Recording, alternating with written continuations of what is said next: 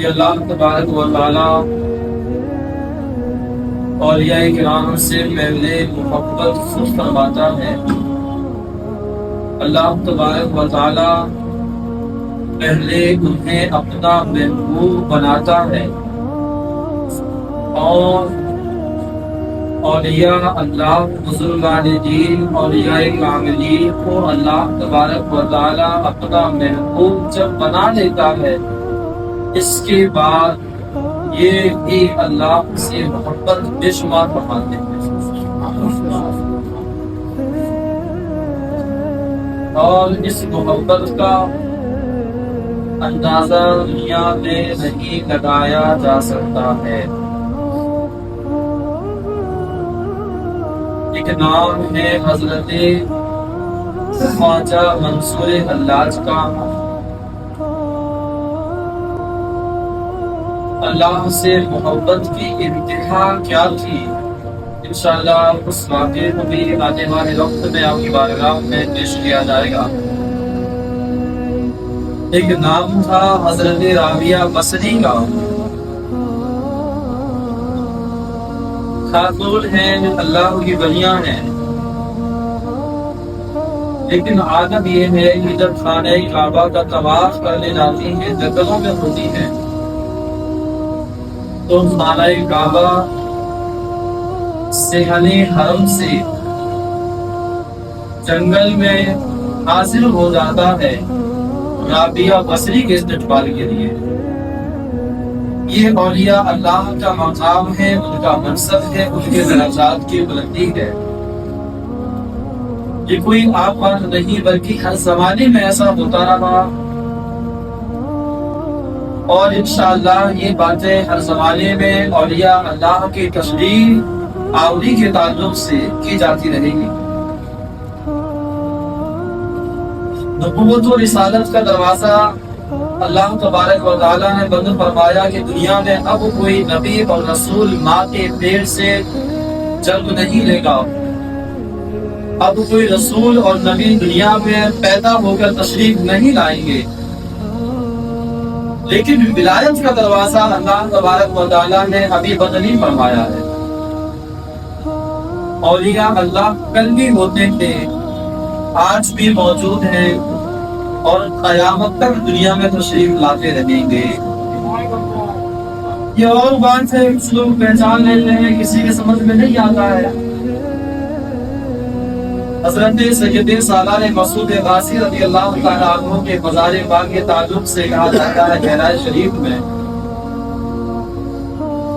کہ ہر آدھے گھنٹے یا 40 منٹ میں حضرت خضر آپ کی بارگاہ میں تشریف لاتے ہیں، کہیے سبحان اللہ۔ اور یہ سلسلہ طویل زمانے سے جاری و ساری ہے، قیامت تک جاری رہے گا۔ ہر آدھے سے گھنٹے سے 40 منٹ میں حضرت خضر تشریف لا رہے ہیں، اور یہ کہا جاتا ہے کہ جب بھی کوئی بندہ حضور غازی میاں کی سرکار میں حاضری دے تو کم سے کم کتنی دیر ضرور وہاں پر ٹھہرے۔ جو علماء نے وقت کا تعین کیا ہے کہ آدھے گھنٹے یا 40 منٹ تک، پھر کہتے ہیں کہ اس آدھے گھنٹے یا 40 منٹ کے درمیان میں کوئی نہ کوئی مزار میں ضرور حاصل ہوگا، اور جو کوئی بھی مزار میں آئے اس سے مصافحہ کرنا، اور جب مصافحہ کرو گے تو یہ انگوٹھے کی جو ہڈی ہے، جب مصافحہ کریں گے تو انگوٹھے کی ہڈی دبانا ان کی، یہ بات ہڈی ہے نا، جب انگوٹھے کی یہ ہڈی دبائیں گے تو یہاں ان کی ہڈی نہیں ہوگی بلکہ نرم ہوگا۔ تو سمجھ جانا کسی بھی بھیش میں، کسی بھی شکل و صورت میں، کسی بھی روح میں اگر یہ انگوٹھے کی ہڈی نہ ہو تو وہ کوئی اور نہیں ہے بلکہ حضرت خضر ہیں، جو سید سالار مسعود غازی کی بارگاہ میں حاضری کے لیے آئے تھے۔ روایتوں میں یہاں تک آتا ہے کہ ہر مومن سے، ہر مسلمان سے، ہر کلمہ پڑھنے والے سے کم ایک بار وہ عقل و شعور کی منزلیں پانے کے بعد حضرت خضر علیہ السلام ملاقات ضرور کرتے ہیں۔ اسی لیے عام مسلمان سے بھی مصافحہ کرتے وقت حکم دیا جاتا ہے کہ اس ہڈی کو مصافحہ کے وقت میں دبایا جائے۔ ہمارے یہاں مسافر کا چلن تھوڑا کم ہے، نماز ہوتی ہے بہت تیزی کے ساتھ بھاگ جاتے ہیں۔ حدیث شریف میں آتا ہے جب تک ایک مومن دوسرے مومن سے مسافہ کرتا رہتا ہے، فرشتے ان کی بخشش کی دعائیں کرتے رہتے ہیں۔ جتنی دیر ہاتھ سے ہاتھ ٹچ رہے گا، اور ٹرین چھوٹ رہی ہے، فلائٹ اور آگے دوڑنا لگا، جب تک مسافہ ہوتا رہے گا، ہاتھ سے ہاتھ ملا ہوتا رہے گا، فرشتے بخشش کی اتنی دیر دعائیں کرتے رہتے ہیں۔ تو حضرت خضر سے ملاقات سبھی کی ہوتی ہے، نظر والے پہچان لیتے ہیں اور سمجھ سے کھولے ہوتے ہیں، نہیں سمجھ پاتے ہیں۔ صوفیہ نے یہاں تک فرمایا ہے کہ جس محفل میں، جس مجلس میں، جس تقریب میں، جلسے میں، میلاد کے پروگرام میں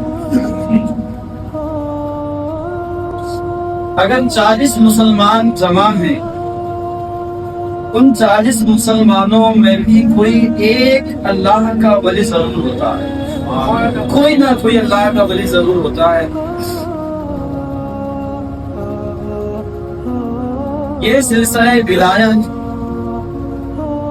ہمیشہ سے رہا، جاری و ساری ہمیشہ رہے گا، اور